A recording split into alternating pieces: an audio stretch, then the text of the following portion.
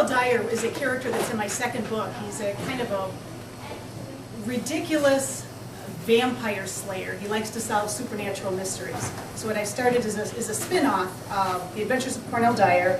And what I have here is the first chapter from the first book, and it's Cornell Dyer and the Missing Tombstone.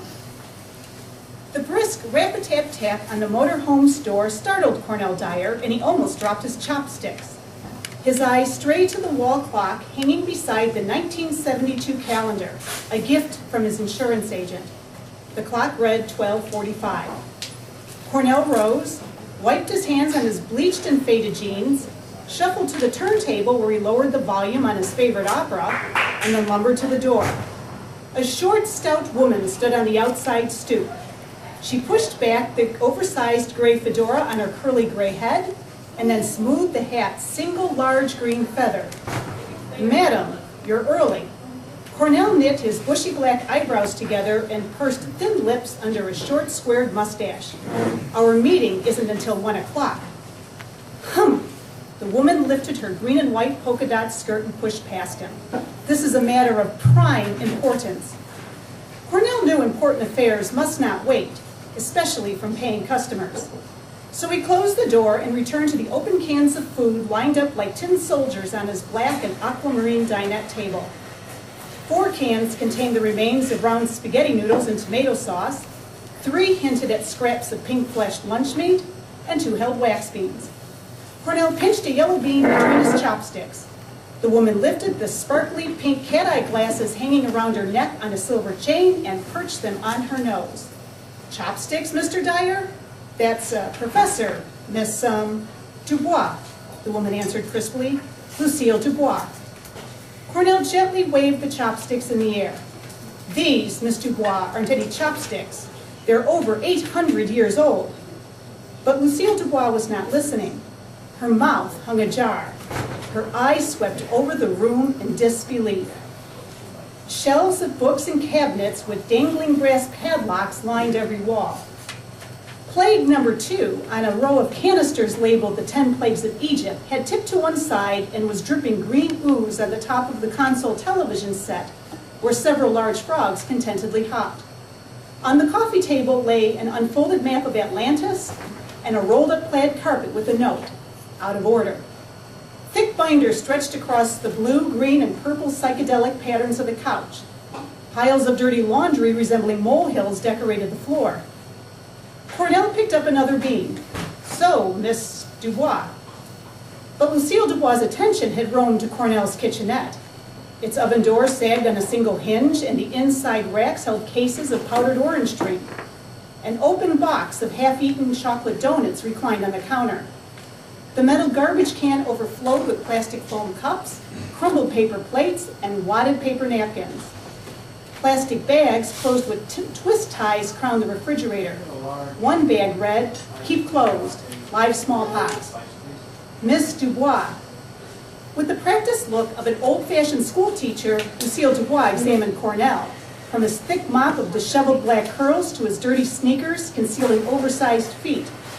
In the middle of his light blue t-shirt, in teeny tiny letters, were stamped the words, "If you can read this, you are standing your greatness."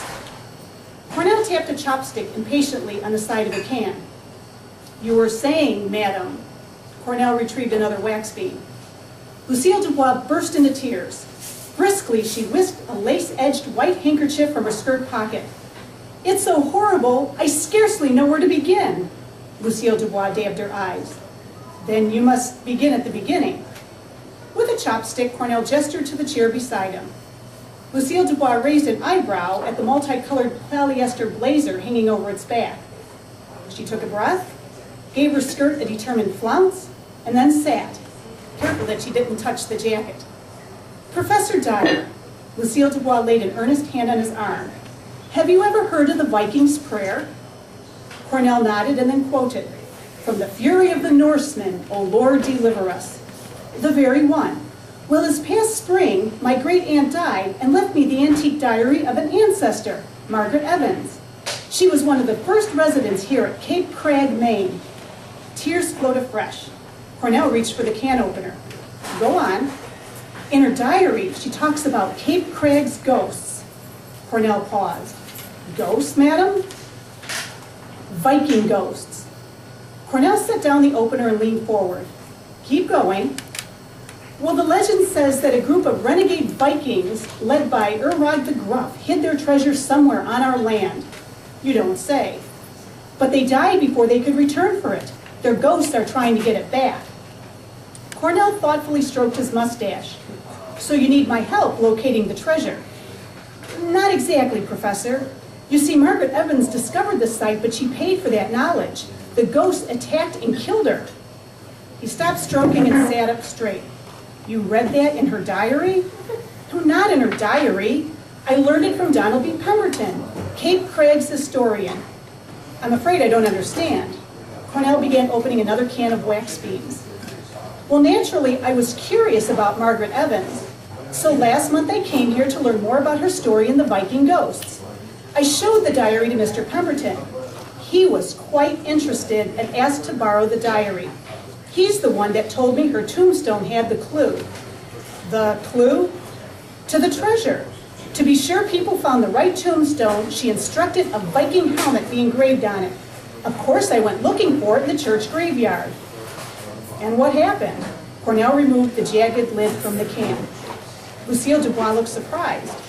Why, the tombstone was gone, of course, Lucille Dubois said. I need you to find it and bring it back. Before Cornell could respond, she jumped up with a sharp gasp and a strangled shriek.